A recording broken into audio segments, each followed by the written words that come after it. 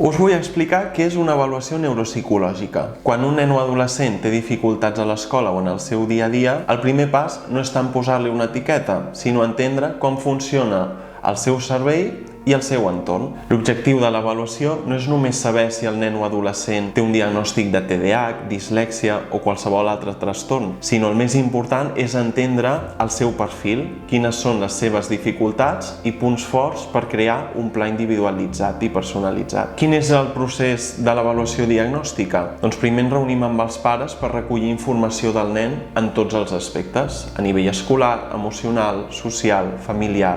Seguidament tenim les sessions d'avaluació amb el nen o adolescent. En aquestes sessions també s'administra una entrevista i totes aquelles proves necessàries per avaluar els aspectes que creiem necessaris. Un cop acabem ens tornem a reunir amb la família i fem entrega de l'informe final. L'informe és un document final on queden recollits tots els resultats de l'avaluació que hem realitzat. Finalment apareix un diagnòstic, si és que s'ha conclòs amb algun diagnòstic, i el pla terapèutic a seguir, és a dir, quines recomanacions fem en base als resultats obtinguts. L'avaluació i l'informe no és el final, sinó el principi. Amb ell podem començar el pla terapèutic per ajudar el nen a afrontar les seves dificultats i potenciar les seves capacitats. Si vols saber més sobre com una avaluació neuropsicològica pot ajudar al teu fill, contacta amb nosaltres.